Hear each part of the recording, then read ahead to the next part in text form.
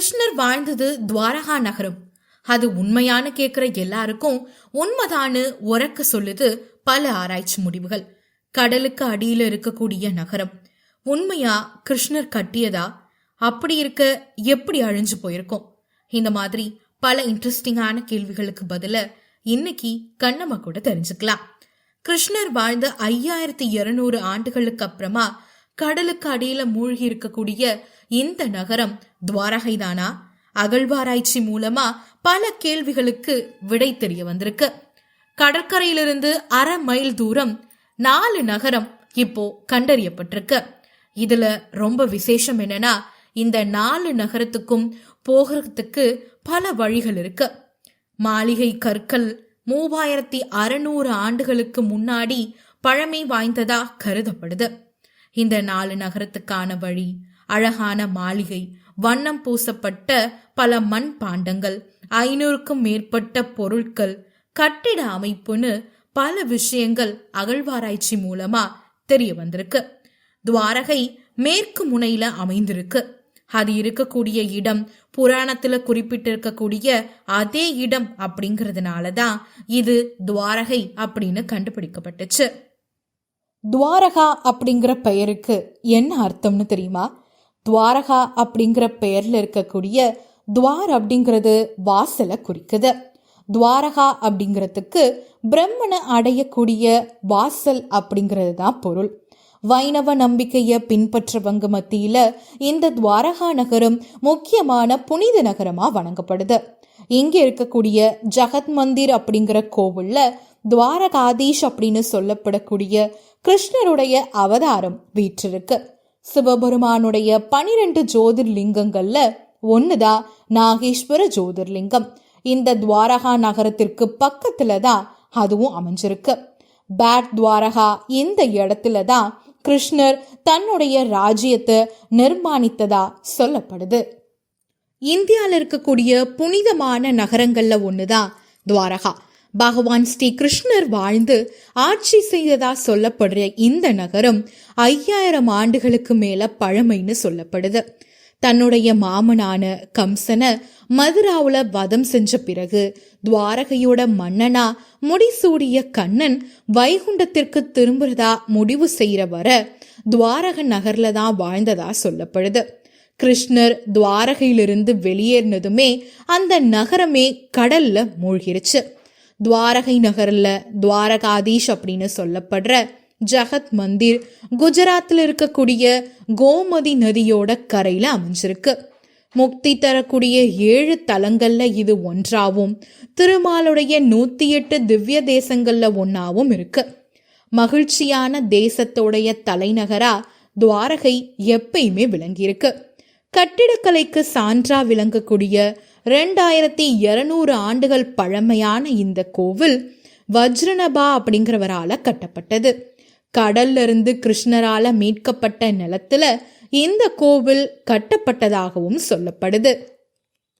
துவாரகா கோவிலை பத்தி தெரிஞ்சுக்கணும்னா, துவாரகா கோவிலுக்கு 2 நுழைவு வாசல் இருக்கு. வட வாசல மோட்ச வாசல் அப்படின்னு அழைக்கிறாங்க.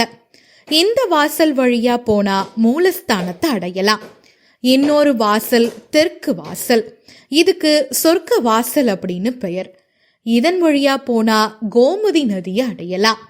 சௌலக்கிய முறையிலான கட்டிடக்கலையில இந்த கோவில் கட்டப்பட்டிருக்கு. சுண்ணாம்புக்கல் மட்டும் இல்லாம மணல் கற்களாலையும் கட்டப்பட்டிருக்கு. 5 அடுக்குகளை கொண்ட இந்த கோவில் 78.3 மீட்டர் உயரம் இருக்கு.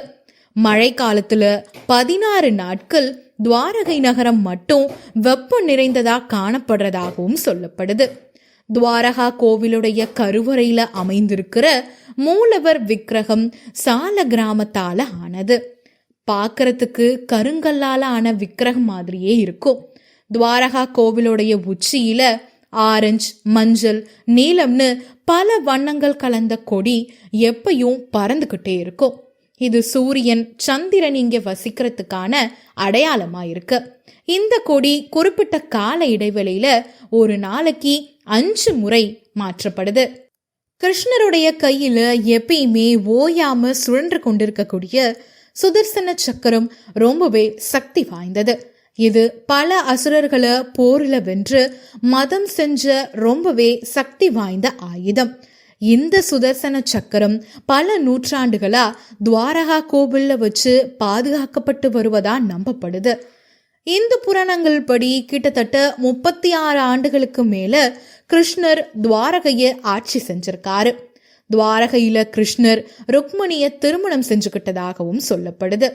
ருக்மணி கிருஷ்ணருடைய 8 மனைவிகள்ல ஒருத்தவங்க. கிருஷ்ணர் ஆண்ட துவாரகை எப்படி அழிந்தது அப்படிங்கிற கேள்விக்கு பல பதில்கள் கிடைக்கப்பட்டிருக்கு. அதுல சில சாபங்களும் அடங்கும். மகாபாரத போர்ல பாண்டவர்கள் வெற்றி பெற்றாங்க. பாண்டவர்களுக்கு நிறைய உதவிகளை கிருஷ்ணர் தான் பண்ணியிருந்தாரு. கிருஷ்ணர் காந்தாரிய சந்திக்க போனப்போ அவளுடைய 100 மகன்களுடைய மரணம், கௌரவ குலத்தோடைய அழிவு ஆகியவற்றால ரொம்பவையும் கோபத்திலையும் வருத்தத்திலையும் கிருஷ்ணருக்கு ஒரு சாபத்தை சபிச்சா. கௌரவர் குலத்தை அழிச்சது போல யாதவ குலமும் அழிஞ்சிடும் அப்படின்னு காந்தாரி கிருஷ்ணருக்கு ஒரு சாபம் கொடுத்தாங்க. ஸ்ரீ கிருஷ்ணர் காந்தாரியோட சாபத்தை ஏற்று துவாரகை நகருக்கு திரும்பினாரு. மகாபாரத போர்ல கிட்டத்தட்ட 3 தசாப்தங்களுக்கு பின்னாடி துவாரகா நகர்ல பல்வேறு வகையான கெட்ட சகுனங்கள் நிகழ ஆரம்பிச்சது. ஒரு நாள் மகரிஷி விஸ்வாமித்திரர், காண்டவ், தேவரிஷி நாரதர் எல்லாரும் துவாரகை நகருக்கு வந்திருந்தாங்க. ஒரு குறும்பு செயலால பகவான் கிருஷ்ணருடைய மகன் சாம்பனுக்கு முனிவர்கள் கிட்ட இருந்து ஒரு சாபம் கிடைச்சது. அவர் ஒரு பூச்சிய பெற்றெடுக்கிறாரு. இதன் மூலமா யாதவர்கள் தங்களுடைய முழு குலத்தையும் அழிச்சிருவாங்க அப்படிங்கிறது தான் அந்த சாபம். காலமும் கடந்தது.